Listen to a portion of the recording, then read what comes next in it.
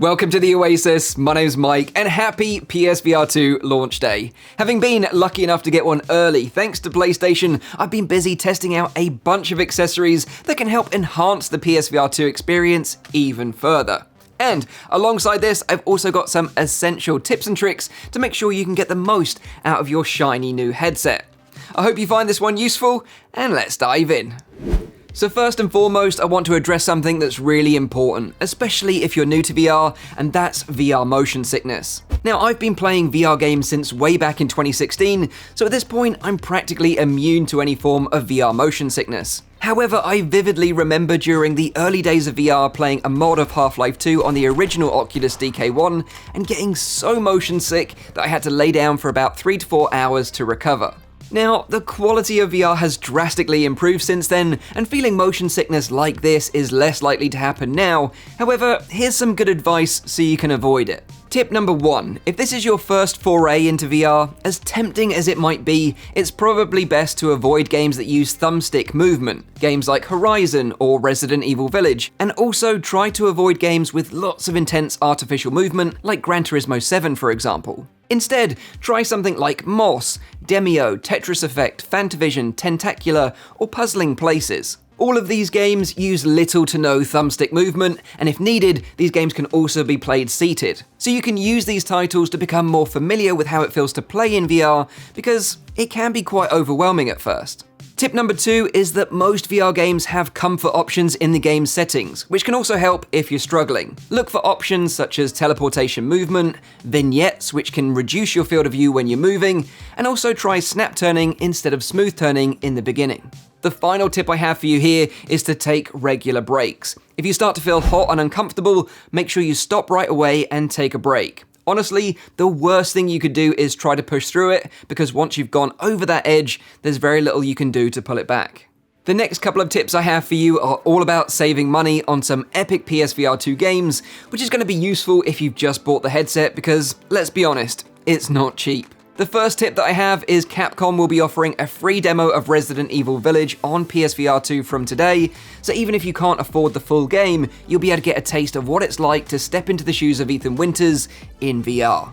Next, if you're looking to save a bit of cash, Gran Turismo 7, No Man's Sky, and Resident Evil Village are all getting free PSVR 2 upgrades, and they were all released in physical form some time ago, meaning that you'll probably be able to pick them up cheap or possibly even secondhand, giving you a substantial saving over buying them digitally. Also, there's a bunch of games that originally released on PS4 for PSVR 1 that are also getting the free PSVR 2 upgrade treatment, so again, look out for them in your local game stores. I'll add a link to the full list of games getting free PSVR 2 upgrades in the description down below. Big thanks to Miss Molotov over at the PSVR subreddit for compiling this list.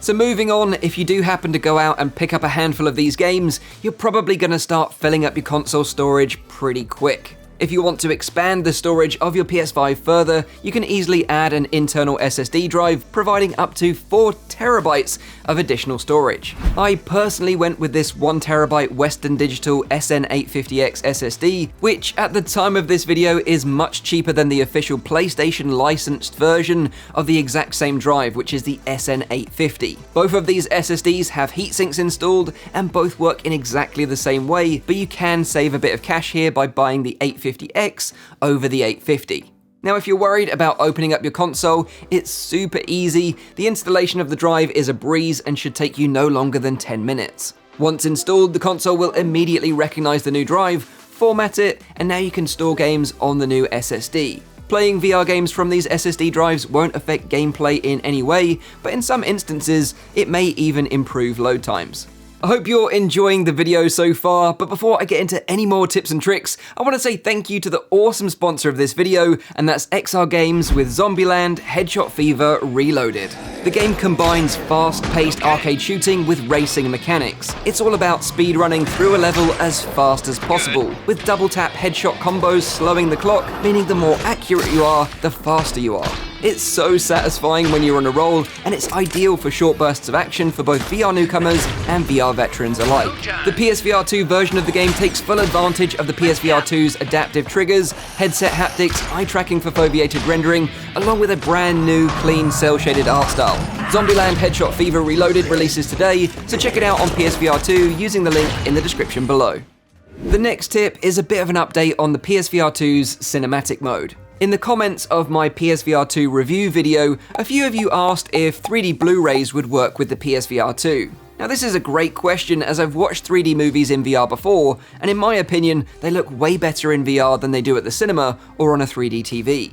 Now I did go out and buy a 3D Blu-ray and test it out with the PSVR 2 cinematic mode, but unfortunately 3D Blu-rays are not supported by the PS5 at the time of this video. This feature did come as an update to the original PSVR sometime after its release, so hopefully we have the same thing happen with the PSVR 2 in the future. Next up, this is one accessory that I use every single day, and it's probably the most underrated accessory in this whole video. This is a Proximat. It's a mat that's designed specifically for VR players. It has raised foam parts in the middle and at the front, so you can feel with your feet when you're centered on the mat. The PSVR 2's Guardian system is pretty good, but it's not going to stop you from hitting a wall if you get super immersed in a game. So the whole idea behind this mat is that you put it in the center of your play space where, if you're on the mat, you can't physically hit anything in your surroundings. So then you know, with confidence, that you can go completely nuts in VR, and as long as your feet are on the mat, you're not going to damage anything around you. Now you don't have to buy one of these fancy mats, you could just use this concept to make something very similar yourself. Something like an old piece of carpet, rug or foam will do the trick, or even a bit of tape on the floor with a bottle cap in the middle so you can feel it underneath your feet. It might sound really stupid, but trust me, this could prevent you from hurting yourself or damaging something expensive like your TV. So now let's talk about audio options. The supplied PSVR 2 earbuds really surprised me. They're super convenient being attached to the headset, and they actually sound pretty decent. But I appreciate not everyone likes earbuds, so here's two over-the-ear headphone options that work with the PSVR 2 and also sound great. First up is the official PlayStation Pulse headphones. You can use these wirelessly with a USB-A dongle plugged into the front of the PS5 console. The battery life lasts around 12 hours, and they can be charged using the USB-C port on the headphones. You can also use the Pulse wired with the PSVR 2 if you want to save some battery life. Out of the two headphone options, these do fit over the PSVR 2's head strap a little bit better, as the ear cups are smaller than the next option, which is the Steelseries Arctis 7P. These are a little bit more expensive than the Pulse, but they do have some advantages. These can also be used wirelessly using the supplied USB-C dongle, but as the PSVR 2 headset already uses the USB-C port on the front of the PS5, you can just use the USB-A adapter that's included in the box. These headphones have a 24-hour battery life and can be charged using the micro USB port on the headset. The ear cups are a little bit bigger than the Pulse headphones, and they just fit over the PSVR 2's head strap with my small head, so it's something to bear in mind if you happen to have a larger head. A couple of things that I like about these over the Pulse headphones is that I find the material ear cups to be much more comfortable, and also these headphones can accept two audio inputs at the same time. So, for example, you could wire them directly to the PSVR 2 headset while having them wirelessly connected to your PC for Twitch chat or Discord, which might be handy for VR content creators. Moving on to the controllers. Now, I do love these new Sense controllers, but the battery life only lasts around 4 to 5 hours, depending on the game that you're playing, so it's essential that you charge them after each play session. Now, you can, of course, just plug them into the console using USB-C cables, but personally, I plan to use the official Sense controller charging dock. It cleverly uses these little magnetic USB-C tips that slot into the Sense controller's USB-C ports. You can then just rest them in the dock, the magnets line up with those in the cradle, and it charges both controllers at the same time. You'll see a white pulsing light on both controllers whilst they're charging. Now, my charging dock hasn't arrived just yet, but I already know this is going to be an essential PSVR 2 accessory. And finally, onto cables. Now, I briefly covered extension cables in my PSVR 2 headset review, but I thought I'd reiterate what I said. You can extend the PSVR 2's 4.5 meter USB-C cable. However, in all my testing, with cables 1, 2, 3, and 5 meters in length, only the 1 meter cable gave me consistent and reliable results. The 5-meter cable straight up didn't work, and the 2 and 3-meter cables worked for a while, but then would eventually throw up tracking problems, locking up the display in the headset, or booting you out of the game to a black screen.